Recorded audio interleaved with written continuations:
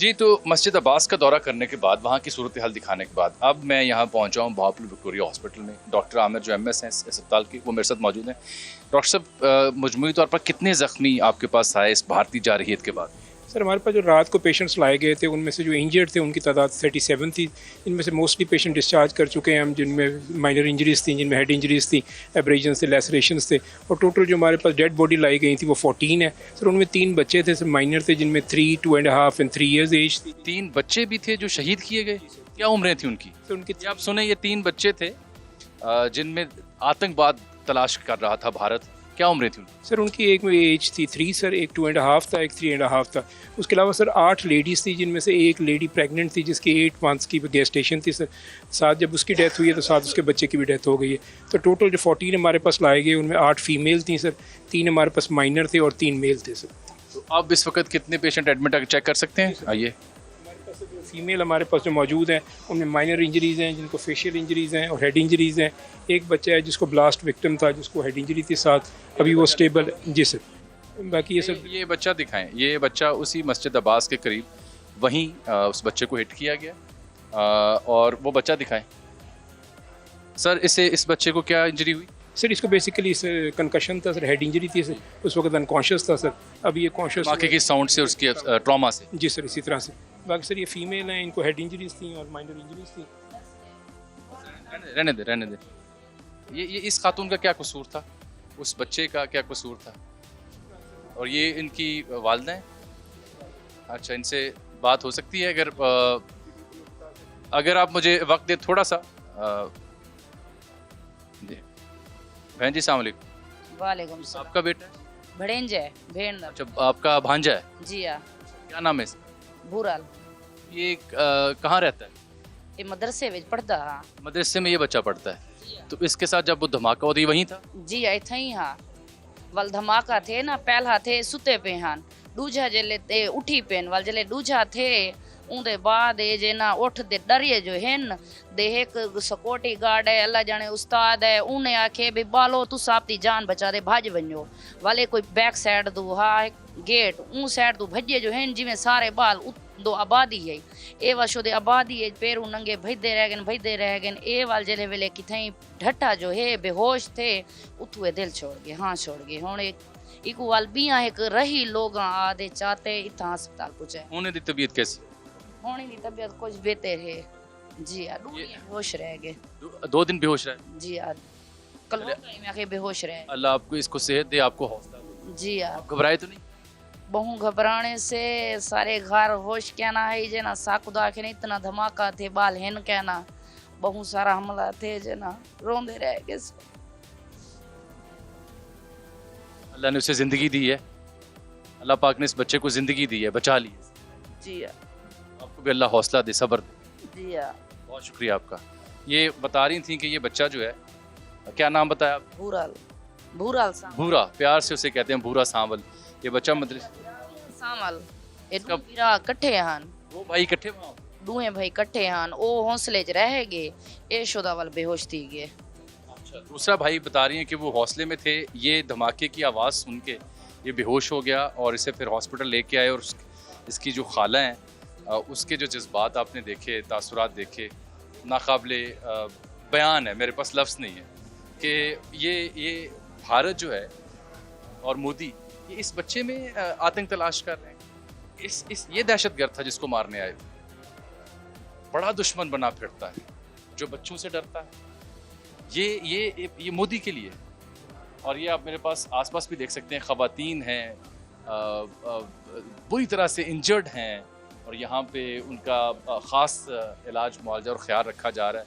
ये पूरी दुनिया को दिखाने के लिए हम लाए हैं कि ये है वो मदरसा, ये है वो मस्जिद जिसके बारे में इंडियन आर्मी से लेके इंडियन जो वज़ीर आज़म हैं और उनकी जो सिफारती हल्के हैं, वो दुनिया भर में शोर मचा रहे हैं कि हमने दहशतगर्दी के ठिकानों को निशाना बनाया। ये दहशतगर्द हैं। ये दिन दिहाड़े ये सबूत है कि उस मदरसे के तालिब इल्म थे। इनकी किताबें मैंने आपको दिखाई, इनकी रिहाइश का मैंने आपको दिखाई, इनके वालिदैन से, इनके रिश्तेदारों से मैं आपको मिलवा रहा हूँ कि ढूंढें, बताएं कहाँ है वो दहशतगर्द। यही पूछा था आपसे कि पहलगाम में अगर कोई हाथ मुलविस है तो सबूत दें। ना आप उसके सबूत दे सके, ना आप इस गैर इंसानी फेल, उस बर्बरियत और जारियत के सबूत दे पाएंगे, लेकिन हिसाब होगा और जल्द होगा। मैं ज़रा डॉक्टर साहब से मज़ीद बात कर लूँ और डिप्टी कमिश्नर भी यहाँ मौजूद है, उनसे बात करना चाहूँगा।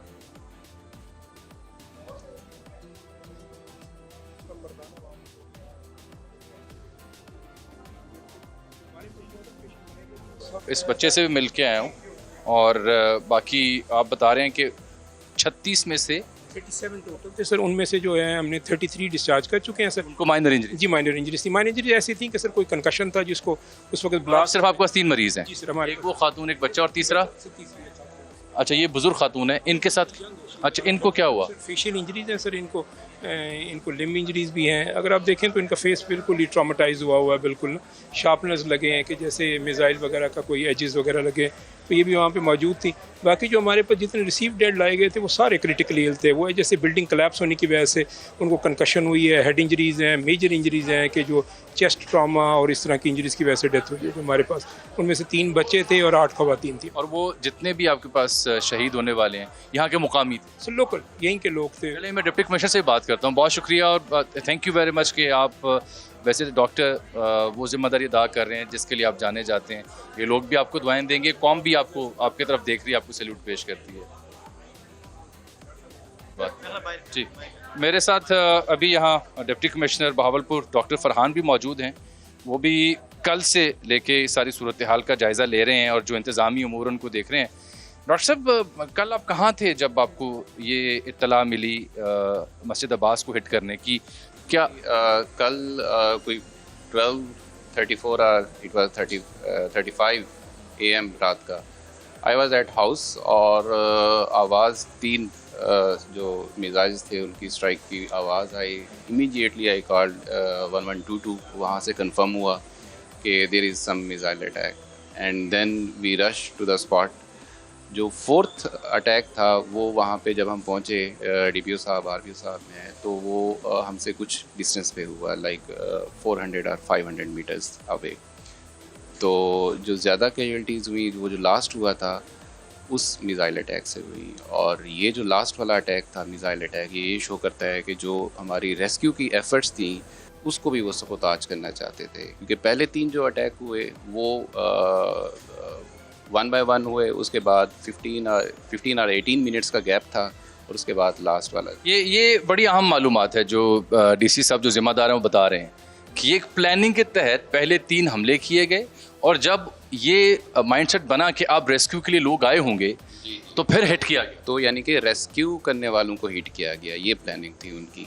ये जो मैं आपसे मस्जिद अब्बास में बात कर रहा था कि अस्पतालों को रेस्क्यू करने वालों को, नमाज पढ़ने वालों को, इबादत गाहों वालों को नहीं छेड़ा जाता, जंगों के उसूल हुआ करते हैं। लेकिन ये आप इस माइंडसेट की, इस फाशिस्ट माइंडसेट की एक और मिसाल सुन लें कि 3 मिसाइल दागने के बाद वेट किया गया कि लोग रेस्क्यू करने आए तो उनको फिर टारगेट किया जाए। बिल्कुल ऐसा है। और उसके बाद फिर हमने बहुत काशिश तरीके से रेस्क्यू की एफर्ट्स को किया, बिकॉज वी वर एप्रीहेंडिंग के इसके अलावा कोई और भी अटैक ना हो जाए। बट ये है कि जो हमारी 1122 की टीम्स थी, हमारी फोर्सेस थी, हमारी बाकी रेस्क्यू की टीम्स थी, सब ने पूरी जांफिशाजी से वहाँ पे काम। चूँकि आप इंतज़ामी तौर पर इस इलाके को बेहतर जानते हैं, तो यहाँ कौन लोग रह रहे थे इस मस्जिद में जब ये वाक़या पेश आया? ये मैं इसलिए पूछना चाह रहा हूँ, मैं ये पूछना चाह रहा हूँ दुनिया को पता चले ना कि यहाँ कौन लोग थे। कोई किसी और सियारे की मखलूक थी, कोई यहाँ पे दहशतगर्द थे, कौन था? आप और हम जैसे आम लोग थे, स्टूडेंट्स थे जो कुरान और हदीस की तालीम हासिल कर रहे थे, ये वो लोग थे। आप आई होप कि वहाँ का आपका विज़िट भी आपका हो गया होगा, आपने देख भी लिया होगा कि वहाँ पे मस्जिद है, वहाँ पे मदरसा है, वहाँ पे उनके रहने का इंतज़ाम है। तो ये एक आम सा एक मदरसा, जैसे पाकिस्तान के बाकी इलाकों में मदारिस चल रहे हैं, उस तरह का एक मदरसा था। बिल्कुल ठीक। और जब ये वाक़या पेश आया तो obviously for some time panic तो होती है असेसमेंट करने के बाद, लेकिन मैं कल भी देख रहा था, लोगों से राब्ते में था और विजुअल्स भी देखे और फिर आज आपसे बात करने का मौका मिल रहा है। बहावलपुर को सलाम के पैनिक नहीं किया ये? Actually we were quite prepared, क्योंकि ये थ्रेट तो था, पहले से भी था कि इन्होंने कुछ इस तरह की जो सिविल आबादी है उसको अटैक करना है। तो वी वर प्रिपेयर्ड और कल भी हाई अलर्ट पे थे हम, और इस वजह से जैसे ही ये इंसिडेंट की हमें इतला मिली तो वी क्विकली मूव वहाँ पे, तो पैनिक की सिचुएशन क्रिएट नहीं हुई। शहर भर के निज़ाम ज़िंदगी में नज़्म में कोई फ़र्क नहीं आया, किसी किस्म का कोई फ़र्क नहीं है। मामूलात पे ज़िंदगी। आज आप जाएंगे देखेंगे आपको मामूलात ज़िंदगी बिल्कुल नॉर्मल महसूस होंगे। बहुत शुक्रिया डॉक्टर साहब, बहुत शुक्रिया, थैंक यू। वो मस्जिद आपको दिखाई है और इस हॉस्पिटल में पहुँचे हैं, यहाँ आपको उन ज़ख्मियों की सूरत हाल दिखाई है और ढूंढने की कोशिश की है कि वो दहशतगर्द जिससे मोदी डरा था वो है कहाँ। ये तो मासूम निहत्ते शहरी निकले जिनके ऊपर बारूद फेंका गया है, बारूद बरसाया गया है। बहावलपुर शहर में आज ज़िंदगी रवां दवां है, गम गुस्सा है लोगों के यहाँ, बिलखुसूस मोदी की इस बुज़दिलाना कार्रवाई को देख के। और अभी मैं जब बहावलपुर हॉस्पिटल से निकल रहा हूँ तो मुझे एक नौजवान रिक्शा ड्राइवर भी यहाँ खड़ा नज़र आ गया है। अस्सलाम वालेकुम। वालेकुम सलाम। क्या नाम है आपका? नज़ीर भाई। नज़ीर, ब्रेक तो लगाओ इसको। कल भावलपुर में जो वाकया पेश आया, धमाके हुए, भारत ने जो किए, उसके बाद डरे तो नहीं? नहीं नहीं, डरती तो हमारी जूती है, डरे तो नहीं है, लेकिन ये जो इसने कोई काम किया ये अच्छा काम नहीं किया। इसने मदरसों वाले बच्चों पे किया हमला, ये कोई इस्लाम के ख़िलाफ़ ये आया था। डरना तो नहीं चाहिए हमें, हम एक पाकिस्तानी है, हम इनके ख़िलाफ़ लड़ेंगे भी सही और लड़ना भी है। अगर परेशान तो नहीं हुए? नहीं नहीं, परेशानी तो कोई बात नहीं है, मुसलमान हैं हम लोग, शहीद होना है हमने। अल्लाह आपको खुश रखे, जिंदाबाद जिंदाबाद। ये है बहावलपुर के लोगों का जज्बा जो एक रिक्शा ड्राइवर की ज़ुबानी मैंने आप तक पहुंचाया है। ये पाकिस्तान कायम रहने के लिए है और इंशाल्लाह कायम रहेगा।